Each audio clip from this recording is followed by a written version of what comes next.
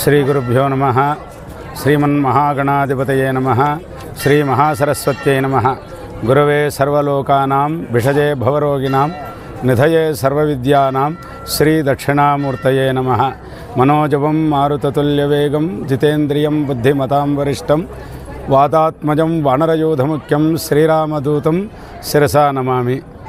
భక్త మహాశైలరా, శ్రీ అభయహస్త దక్షిణామూర్తి దేవాలయాలు 1985లో ఫిబ్రవరి నెలలో శ్రీ రామదూత అయినటువంటి అభయస్థ ఆంజనేయ స్వామి దేవాలయం, 2011వ సంవత్సరంలో శ్రీ మేధా దక్షిణామూర్తి దేవాలయం ఇక్కడ నిర్మించడం జరిగింది. మారుతీపురం మరియు ఆకుతోటపల్లె గ్రామస్తులు మరియు శ్రీ కృష్ణదేవరాయ విశ్వవిద్యాలయ బోధనేతర సిబ్బంది వలన ఈ ఆలయ నిర్మాణం జరిగింది. భక్తుల మరియు ఉద్యోగస్తుల సహాయ సహకారాలతో గత 40 సంవత్సరాలుగా ఈ అభయస్థ ఆంజనేయ స్వామి దేవాలయం దినదిన ప్రవర్తమానమగుచు చిన్న గర్భాలయం నుంచి దేవాలయం మొత్తం అంతా ప్రాకారం అంతా అయి శ్రీ శివ పంచాయతన మేధా దక్షిణామూర్తి దేవాలయం నిర్మింపబడి ఒక కళ్యాణ మండపము అన్నీ కూడా ఇక్కడ ఏర్పాటు చేసుకోవడం జరిగింది. ఈ దేవాలయం యొక్క మహిమను చెప్పాలంటే చాలా కష్టంగా ఉంటుంది. ఎందుకంటే శ్రీ అభయహస్త ప్రసన్న ఆంజనేయ స్వామి కోరిన కోరికలు తీర్చే కల్పతరువు లాంటివాడు. అలాగే శ్రీ కృష్ణదేవరాయ విశ్వవిద్యాలయం విద్యలకు నిలయం కాబట్టి ఆ తొలి గురువు శ్రీ దక్షిణామూర్తి కావున 2011వ సంవత్సరంలో ఈ తొలి గురువు అయినటువంటి శ్రీ దక్షిణామూర్తి దేవాలయం నిర్మించడం జరిగింది. ఈ దేవాలయంలో శ్రీరామనవమి రోజు అత్యంత వైభవపేతంగా సీతారామ కళ్యాణం, శివరాత్రి రోజు అదే వైభవంగా శ్రీ పార్వతీ పరమేశ్వర కళ్యాణం, కార్తీక పౌర్ణమి రోజు జ్వాలాతోరణం ఇట్లాంటి కార్యక్రమాలు మరియు మాస శివరాత్రి, ఏకాదశి, శనివారాలు, సోమవారాలు అత్యంత వైభవపేతంగా జరుగుతాయి. శనివారం ఉదయం శ్రీ ఆంజనేయ స్వామికి, సోమవారం సాయంకాలం శ్రీ శివ పంచాయతన మేధా దక్షిణామూర్తికి విశేషమైనటువంటి కార్యక్రమం పూజలు జరుగుతాయి.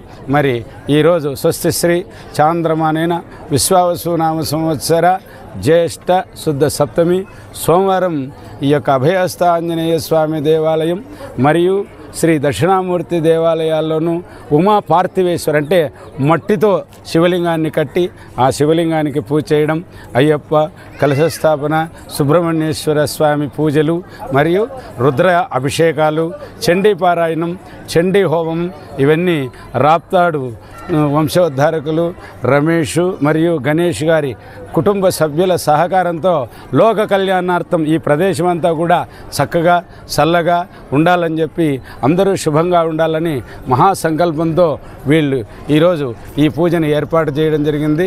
దాంతోపాటు సుభిక్షంగా ఉండాలంటే ఎక్కడ భగవంతుని కళ్యాణం జరిగితే ఆ ప్రాంతం అంతా కూడా చాలా సుభిక్షంగా ఉంటుందని చెప్పి వేదాలు పురాణాలు వచిస్తూ ఉన్నాయి. అలాంటి ఈ మహాక్షేత్రంలో ఈరోజు శ్రీ లక్ష్మీ వెంకటేశ్వర స్వామి యొక్క కళ్యాణం ఆ సీతారామ కళ్యాణ మండపంలో ఇప్పుడు నిర్వహించబోతున్నాం. కావున భక్తాదులు ఈ సేవలో పాల్గొని తరించాలని చెప్పి మరీ కోరుచున్నాం.